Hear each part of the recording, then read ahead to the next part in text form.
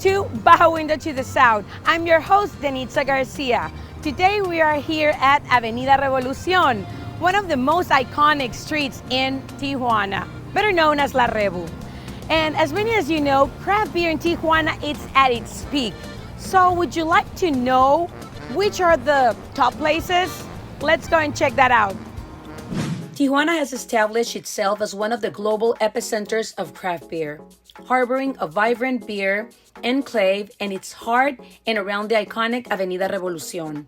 The beer route, composed of 19 craft breweries, extends its tendrils in this lively border city.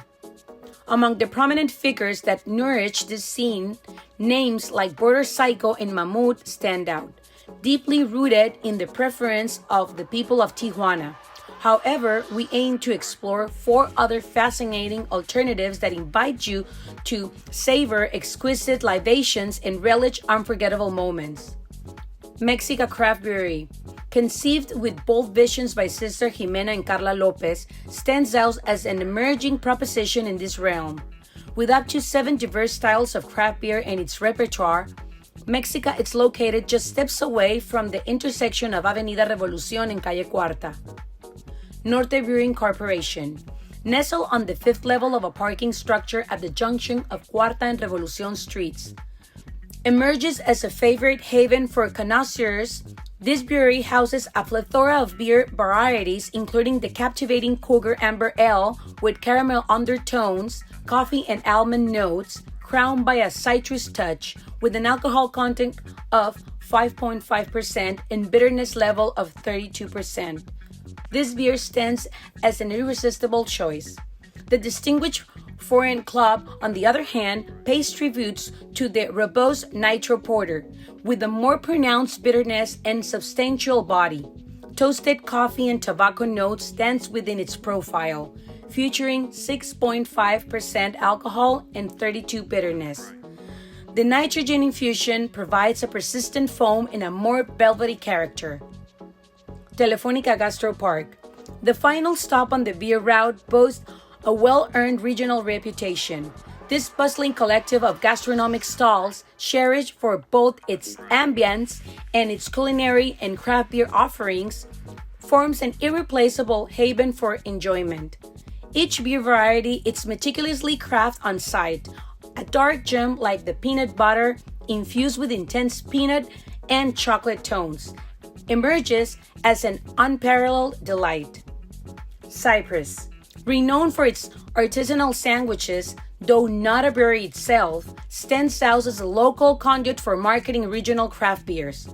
Their eclectic selection, including bottles from Ludica brand, including Supermash and Serendipia, creations from Wendland such as Foca Parlante and Veraniega, as well as specimens from Insurgente such as Juan Cordero and Rompeolas, draft beer like Ludica's Baja Colch named Vigia, Insurgente's wheat beer called Tiniebla, and Wetlands IPA baptized as Perro del Mar add an additional dimension to this experience. In this enchanting journey, remember that Fridays beckons you to indulge in beer delights, and in celebration of International Beer Day, we urge you to explore every nook we mentioned, immersing yourself in a festival of artisanal flavors. Well, now you know about the top places in Tijuana for craft beer. And talking about craft beer, of course, Jesus in Rosarito is going to show us an excellent one. Hey my friends, this is Baja Window to the South. My name is Jesus Castellanos and today we are in Colectivo Surf with my friend Emanuel. Emanuel, ¿qué onda? ¿Cómo estás, man? Muy bien, amigo. Excelente. Excelente. Extraordinario. ¿Listo para la plática? Listo para la plática. Carnal, ¿dónde comenzó Colectivo Surf? Pues Colectivo Surf, la empresa principalmente nació acá cerca de Ensenada, por Sausal. Posteriormente movimos el local a Santini, cercas. Y hace 5 años ya estamos establecidos aquí en el kilómetro 41. Kilómetro 41. Carretera libre con Rosarito, Ensenada.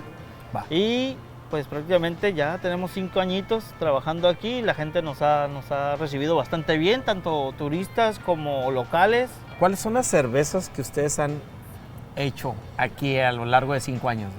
Pues a lo largo de 5 años hemos trabajado yo creo que más de 20 estilos de cervezas.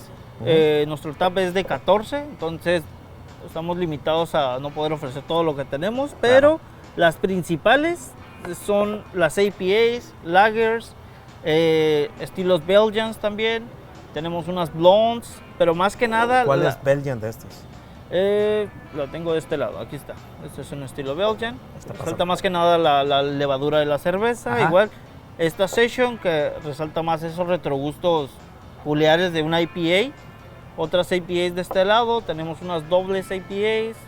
Esta es una Porter, que es la oscura más representativa que tenemos aquí, porque la hacemos con un café que igual la misma casa tuesta.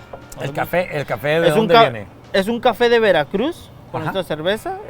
Igual tiene un proceso ese café para llegar para llegar a este punto. Tuvo un proceso de lavado, traído de Veracruz, tostado medio, se infusionó, posteriormente se le agregó a la cerveza y aquí la tenemos, la Porter de Colectivo Surf. Está bastante balanceada, a pesar de que está muy oscura, tiene un retrogusto muy agradable, puedes probarla, adelante. Está muy rico. Sí, no se ve. Está muy rico y a pesar de que tiene 6.2 de alcohol, no se siente. Si lo puedes sentir, sí está bastante balanceada. Sí. Igual, tenemos esta aquí, que creo que es una de las más importantes cheves que tenemos, porque hace un par de años ganamos medalla de oro en lagers internacionales. Y esta fue por la que más la gente empezó a llegar. ¿En dónde los juiciaron? En Ensenada. En Ensenada, en el Beer Fest de Ensenada, la cervecería de Copa del Pacífico. Es la misma que te estás tomando. Sí, ya la probaste. Igual, tenemos de este lado, esta es una doble IPA. Igual, tiene una nota dulce bastante marcada, pero sí tiene... Ya te voy a poner bien a gusto, Esta está buena. Está muy buena. Y enseguida hay una lager. Disculpa, es una... es una lager. Una lager estilo americano. Esta es de lo más ligero, lo más semejante a un estilo nacional. Una Kolsch. Esa es una Kolsch. Y una Blonde. Y una Blonde Ale. Esas son cervezas más que nada ligeritas para la gente que le gusta disfrutar Mi más que nada de las cervezas. Manuel, la gente que viene aquí, viene gente de muchas nacionalidades, viene mucha gente americana, tienen turismo también nacional. Toda la gente regularmente sí viene en realidad de los lugares donde se surfea. Sí, fíjate que sí, nos ha tocado ver gente que surfea, viene prácticamente hasta con su tabla, incluso tienden a dejarlas allá abajo. Desde Hawái, incluso hasta acá en Costa Rica, donde también se surfea, vienen de muchísimos lugares, incluso no solo surfistas, sino también turistas en general. Nos ha tocado atender a gente rusa, a gente de Europa, diferentes países de Europa, incluso de acá de América como peruanos, argentinos. Y pues, más que nada, ahora sí que es más, como estamos más cerca aquí de la frontera, pues viene gente aquí de Estados Unidos también a visitarnos. De Estados Unidos. ¿Cuál es la cheve que tiene mayor movimiento de la gente que viene externa? Esta de aquí, la American APA. Una American APA. Una American APA, sí, porque la verdad, tanto como locales como extranjeros, vienen más como por ese... Por el sabor. Sabor. El hoppy, ¿no? El hoppy. Sí, el lúpulo. Lo que es esa y la lager. La American Lager también está muy valorada acá. Muchísima gente viene por ella, tanto porque es una cerveza con buen sabor, buen retrogusto y bastante buena, bastante refrescante. Descríbenos la lager, la Japanese, la ganadora. Descríbenos esta cheve. Esta es una cerveza fresca, con unas notas, es una malta de arroz la que utilizamos, entonces sí está bastante... Sí tiene ese retrogusto, incluso de arroz, unas notitas incluso a sake, podría decir. Retrogusto corto, bueno, sí está larguito para hacer una lager, pero está muy refrescante en ese retrogusto. Y como ya la probaste, mira. No, salud, pruébala. Saludcita. Pero sí, esta fue la que nos dio esa medallita de oro. Oye, y así repito, ofrecen también, tienen alimentos. ¿Cuáles son los alimentos que tienen? Mira, aquí traigo un platillo con las principales proteínas que manejamos.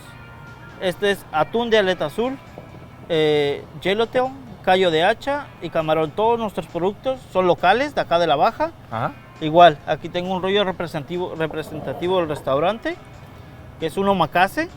Igual, tiene varias proteínas. Tiene curel, camarón, atún, un poco de pulpo.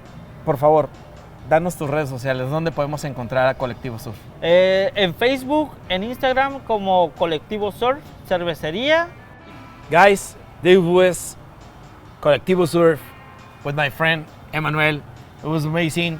It's a good time to have a good beer after a good surfing time. Isn't it right? It is. It is Amazing. right. My name is Jesus Castellanos. See you around, man. Thank you. Well, thank you, Jesus, for showing us that craft beer from Rosarito. And now we're going with Olga to Kilometro 1, kilometer number 1. Let's see what they have to say. Today we are with Abraham Garcia Alvarez, as he's going to tell us about Kilometer 1 or Kilometro 1. ¿Cómo estás, Abraham? Great. Thanks for having me. Yeah, for the invitation. I am so excited that you're here. Tell us about your project. What is it about? I'm actually, I heard a couple of things, but I want you to tell your audience what is coming.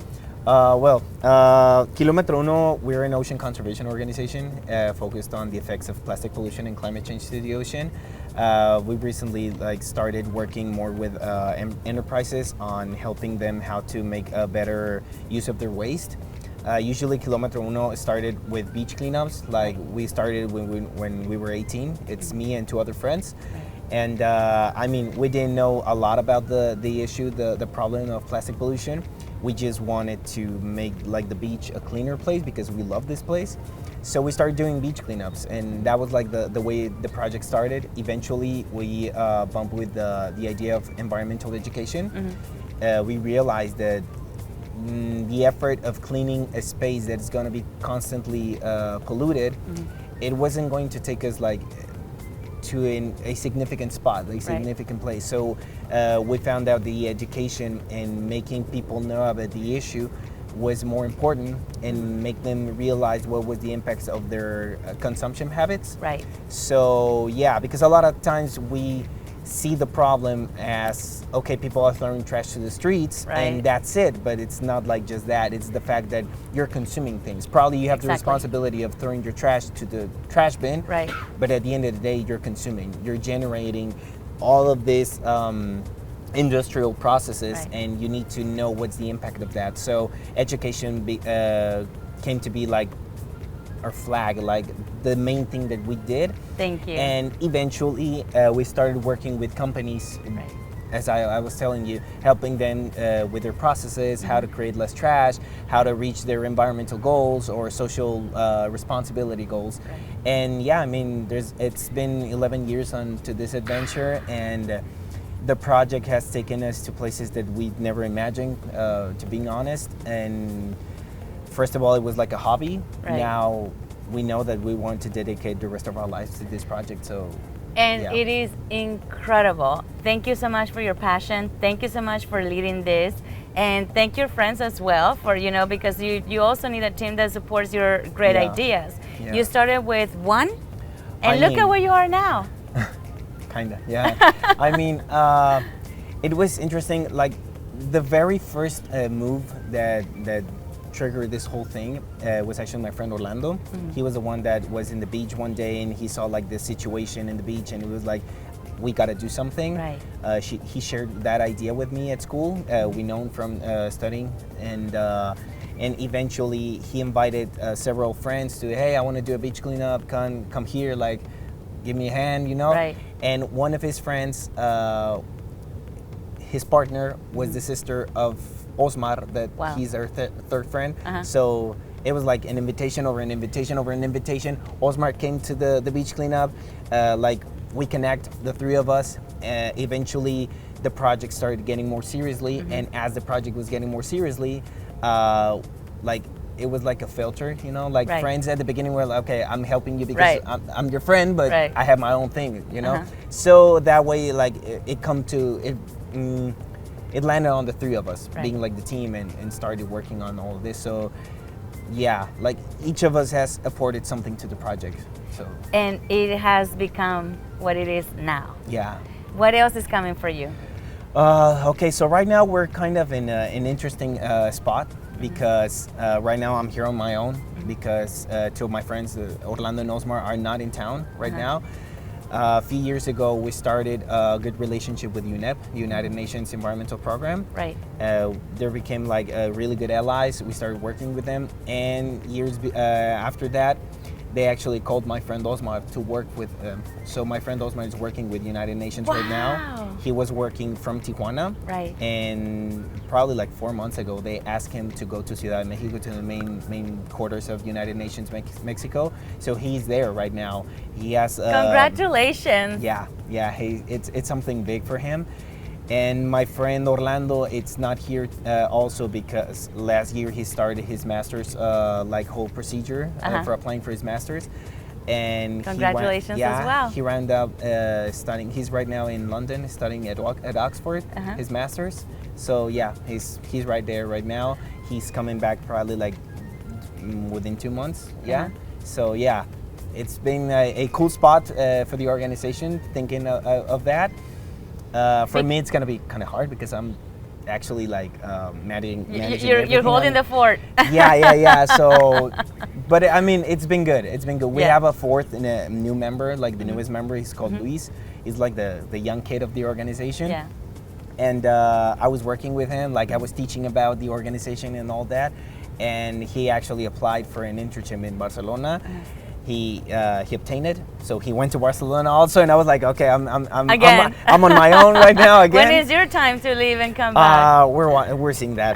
Yeah, I have a few plans considering La Paz with the masters and. But let me tell you one thing. This is something that I really truly love about people here from Baja California. That we see the need, but we don't say, oh, well, I don't see it in my backyard, so I guess I'm gonna stop. No, you go and you look for resources. Yeah. You go and you find how else we can help.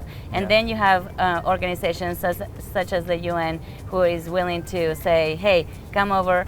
Yeah. I know you're helping the beautiful state of Baja, but now we want your knowledge so we can help the rest of the world. Yeah. And then you continue to help yourselves, but educating yourselves on how you can become better. Yeah. Well, thank you so very much for being here with us. How can they follow you? What are your social media? Please tell your audience.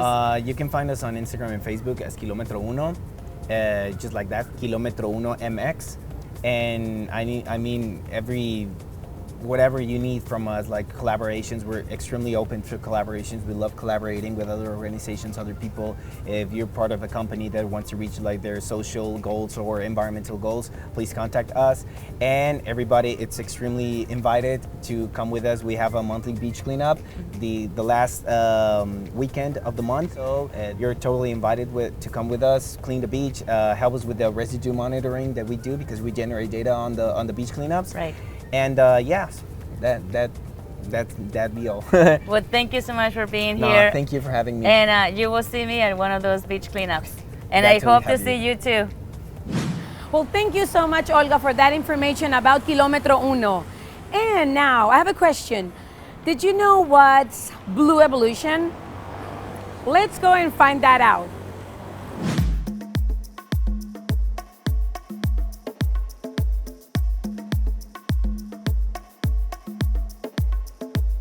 Okay, well, Blue Evolution mission is to enhance people's life through a deeper connection to the ocean.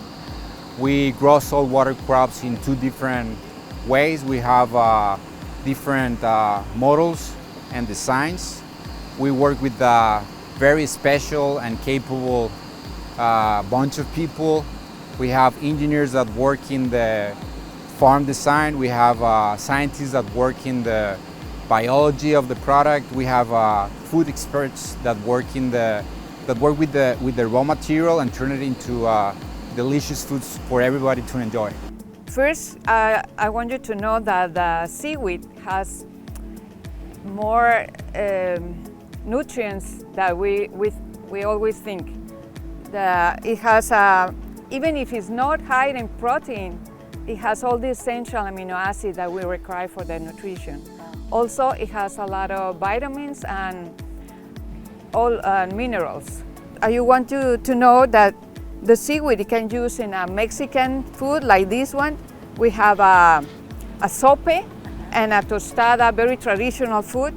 You see the sope has potatoes, and instead of spinach or anything, it has seaweed, it has ulva. If you don't, probably you thinking seaweed, if I'm never gonna try seaweed, I don't like it, but if you mix it with food, it helps you with a lot of the nutrition, and also it can taste wonderful. You can make your own salsas like this one, has tomatillo, chiles, and the ulva. And it goes very well with all the Mexican food. You can put the seaweed when you make the pasta like this one, or like a pesto. This has pine nuts, and the nutty flavor of the pine nuts goes very well with the seaweed. All the vitamins, the minerals that you buy, there are not a natural source. This is natural, it has everything on it. So it's really a wonderful for nutrition. Distribution is B2B. Right now we're developing new added value products for retail, but for now you can, our main distributors in US is Specialty Products, and in Mexico, Sargazo, Yamat, Garo. Also, I wanted to add it that in addition to the health benefits, the umami taste that the dehydrated product makes in the taste is very unique. You can add it in special recipes, such as sweet recipes, sour recipes. You can add it as a dressing, topping. So it has a lot of forms, of applications as well. And maybe in the near future, we're gonna be in the retail sector. And we basically, this is a marine vegetable with, you already interviewed some of the team that told you about the nutritional value of this, but this seaweed is, you can eat it just like this. And we put the seaweed in the water, and like any farmer, we add nutrients. These are certified organic nutrients, nitrogen and phosphorus from organic sources. And we give the motion, so the seaweed will go from the bottom to the surface in a continuous motion to capture light.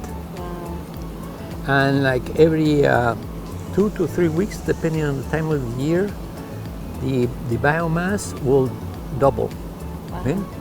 So right now they harvest about 2 tons per month of the wet seaweed.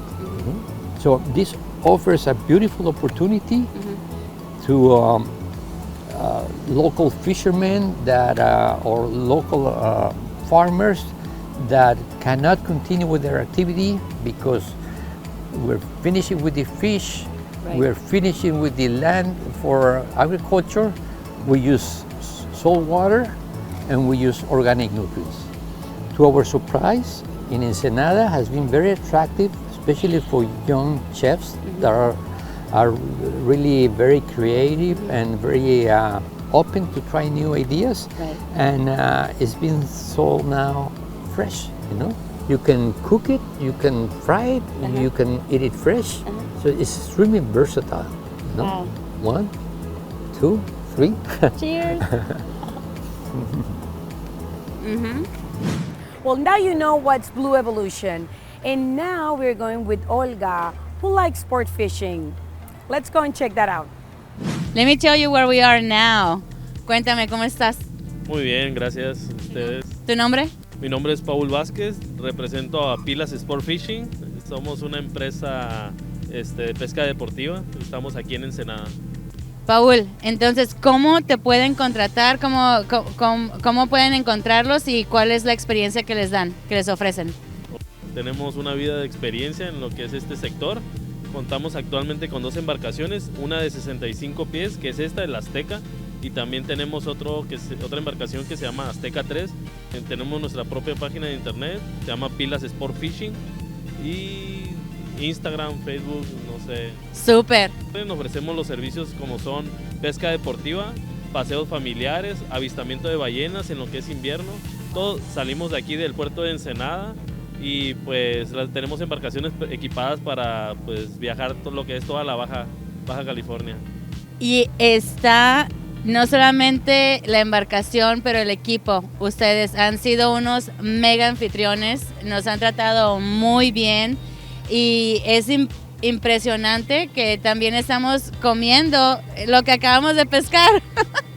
Sí, gracias. Pues la verdad sí, contamos con una tripulación que tiene mucha experiencia para ofrecer este servicio de calidad, ¿no? Nos enfocamos mucho en lo que es el servicio al cliente y que tengan al final del día una bonita experiencia con nosotros. Pues sí, lo estamos teniendo. Muchísimas gracias y aquí tienen otra superestrella en Baja Window to the South. Hello everyone. Well, today in Baja Window to the South, we're going to talk about this foundation that pretty much Americans are familiar with, who's Boys and Girls Club, okay? So we have a special guest who's Rodulfo Figuero, who is going to be telling us about this foundation and many other things that I'll bet you will be very interested in. Welcome. Muchísimas gracias. Thank you so much for being here with us in Baja Window to the South. Thank you for Rodulfo. having me, Denitza. I really appreciate the invitation, and hopefully we can talk to your audience about what we do and who we do it with and how we're trying to impact our community a little better. Please, we can't wait. You know, in your own words, and of course, you being the expert, please tell us what is this foundation?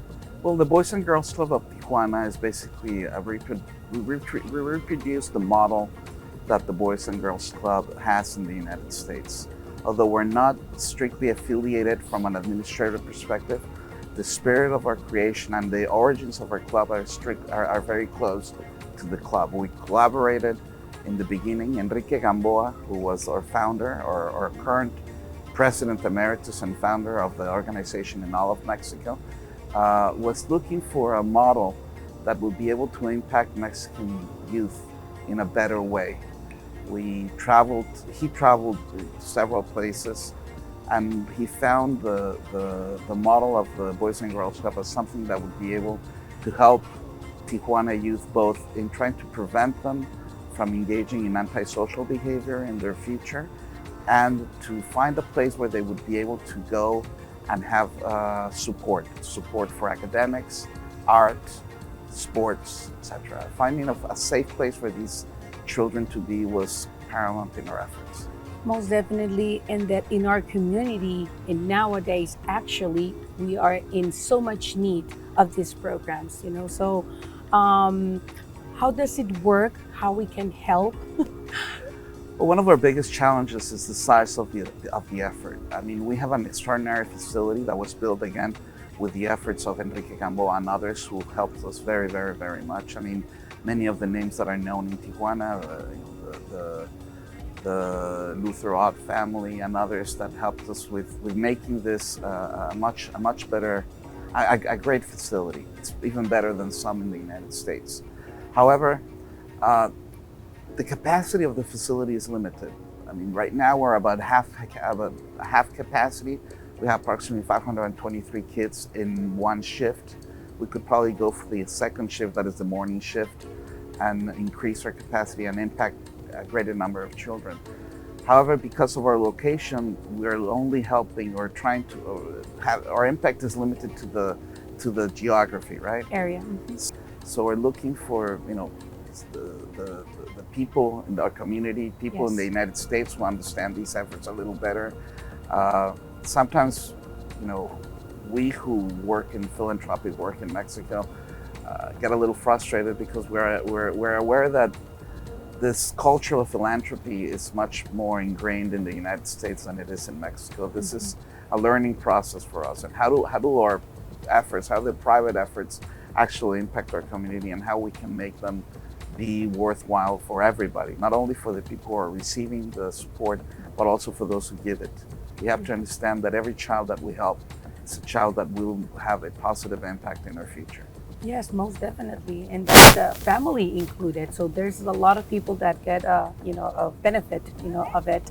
And I think we have to create that conscious, we were talking about it before, as a community, and in learning how we can help, and make it part of us, right? If not, if you're not getting any help at the moment from the government, or well, in practical, if you want to have a practical example of what it is that we do, imagine a couple that works in the maquiladora industry. Yeah. And they both leave very early from their homes. Hopefully the kids are able to make it to school.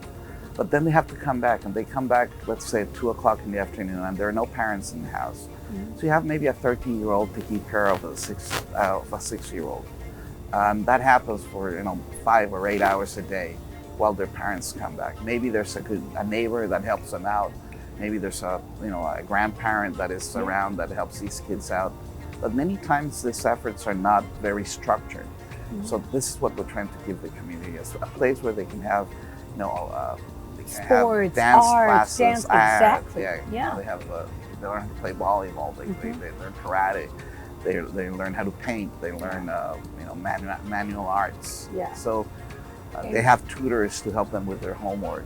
However, again, as you ask, how can you help? Well, money is important. We get it costs us about 20,000 pesos, which is about $1,200 a year, current exchange rates, right? Yes. About $1,200 a year to support each child.